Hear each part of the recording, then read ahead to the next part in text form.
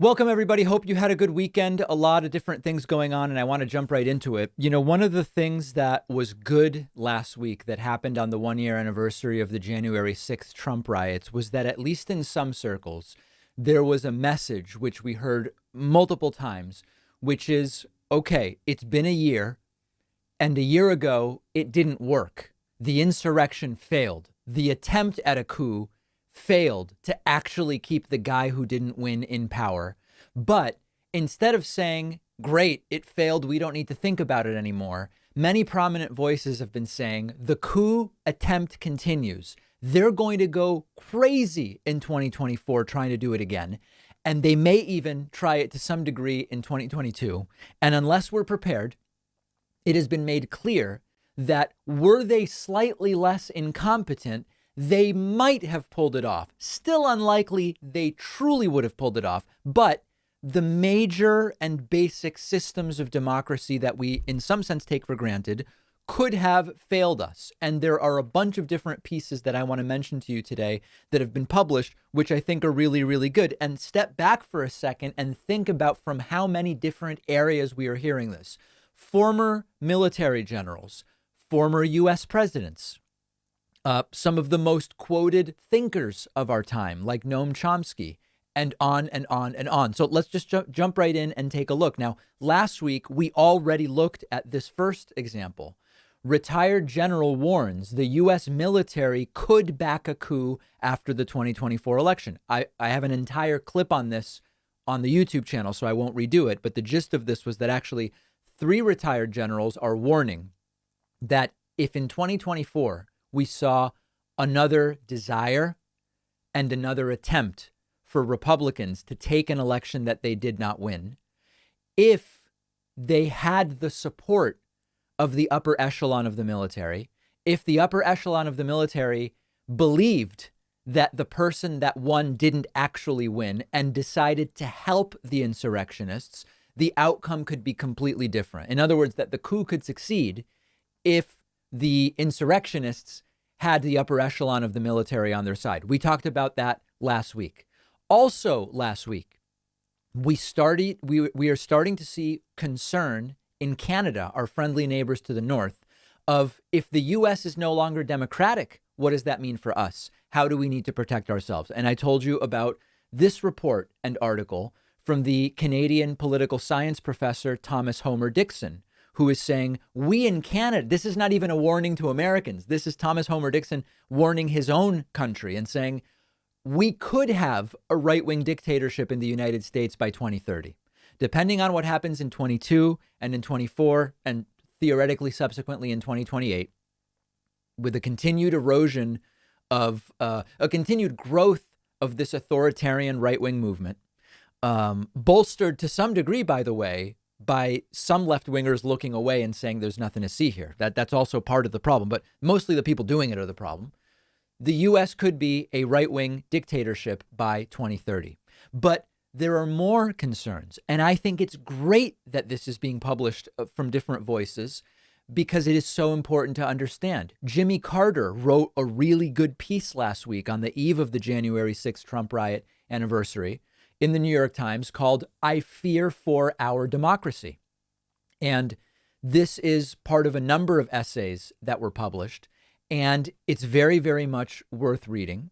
But in it, Jimmy Carter says, 1 year on, promoters of the lie that the election was stolen have taken over one political party and stoked distrust in our electoral systems. These forces exert power and influence through relentless disinformation, which continues to turn Americans against Americans. According to the Survey Center on American Life, 36% of Americans agree that the traditional American way of life is disappearing so fast that we may have to use force to save it. The Washington Post recently reported roughly 40% of Republicans believe violent action against the government is sometimes justified. And in this, Jimmy Carter says they seek to win by any means. And many Americans are being persuaded to think and act likewise, threatening to collapse the foundations of our security and democracy with breathtaking speed. I now fear that what we have fought so hard to achieve globally, The right to free, fair elections unhindered by strongman politicians who seek nothing more than to grow their own power has become dangerously fragile at home. Good for Jimmy Carter. Noam Chomsky says the Republican soft coup is still underway 1 year after the Capitol assault. And this includes transcripts of an interview with Chomsky, where he says participants in the assault on the Capitol doubtless had varying perceptions and motives, but were united in the effort to overthrow an elected government. In short, an attempted coup by definition. It was furthermore an attempt that could have succeeded if a few prominent Republican figures had changed their stance and gone along with the coup attempt, and if the military command had made different decisions. Chomsky referencing what the retired generals say. If you get the military, the outcome can be different. Trump was making every effort to facilitate the coup, which would surely have been applauded by a large majority of Republican voters and by the Republican political leadership, which, with few exceptions, grovels at his feet in a shameful display of cowardice. Implications for the future are all too clear. The Republican organization is carefully laying the groundwork for success next time, whatever the electoral outcome might be. This is very, very serious. And lastly, Jim Chrisinger with a good piece, Opinion, What Authoritarianism Would Look Like in America, where he writes, many Americans don't fear a potential slide into authoritarianism because they have no basis for doing so. Our oceans and hegemony have coddled us. We take democracy for granted, but democracy and the rule of law are not the normal state of governments, certainly not historically, pointing out authoritarianism wouldn't happen overnight, but authoritarian regimes have shown us a roadmap. If Trump and his enablers get their way, how you experience your life would depend on whether you identified and were identified as a Trump Republican. Identified as a Trump Republican with your bumper sticker, you'd be more likely to get a warning instead of a speeding ticket. You'd gain the inside track for government jobs, grants, and permits. Decisions about government benefits like unemployment and disability would be more likely to go your way. Your children would be more likely to win scholarships and admission to their chosen schools. You'd get more favorable loan and mortgage treatment, better access to scarce goods, the best tickets. Regulations would be interpreted in your favor or maybe just ignored. You could rely on the criminal justice and judicial systems to go easy on you, if not help you out. This is a very, very much worth reading article. And there are a lot of people already saying the 2024 election is going to be bonkers nuts. You are going to see them put up claims of fraud just like they did in 2020, but they may have secretaries of state, election administrators actually willing to do the flip. Remember, in Georgia, Brad Raffensperger said, we're not going to do that. We're not going to do that. They may actually lay the groundwork where they do have secretaries of state willing to play ball. And I don't think we're going to have to wait until 2024 to see it. I believe the midterms are going to show us where we are headed and how quickly. And so there's a lot of people in the right-wing media who dismiss January 6th because it failed.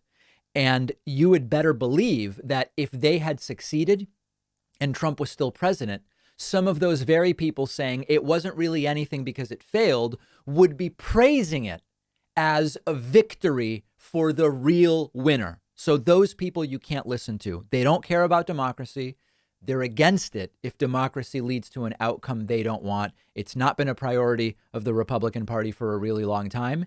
And unfortunately, there is now a whole series of clones of Donald Trump that are out there in Congress and running for office in 2022 and no doubt in 2024. So good for all of these people continuing to point out this is not over. It's not, they tried it once and it failed and now we move on. They're going to try it again. One of our sponsors is called Privacy. Privacy is a totally free service that I've been using for years. Privacy lets me create virtual payment cards with one click. And when I use the virtual card, the money is taken out of my bank account. You can create multiple cards, delete them, freeze them, set a spending limit on them. Let's say I'm signing up for a free trial and it requires a credit card.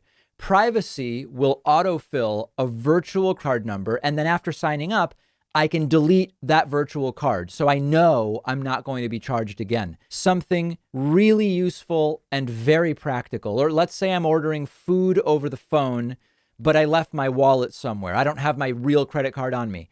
I can use a virtual card on my privacy mobile app.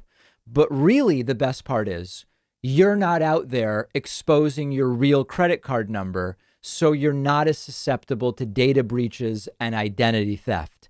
Privacy is a totally free service, and you'll get $5 to spend when you go to privacy.com/Pacman. The link is right underneath this video.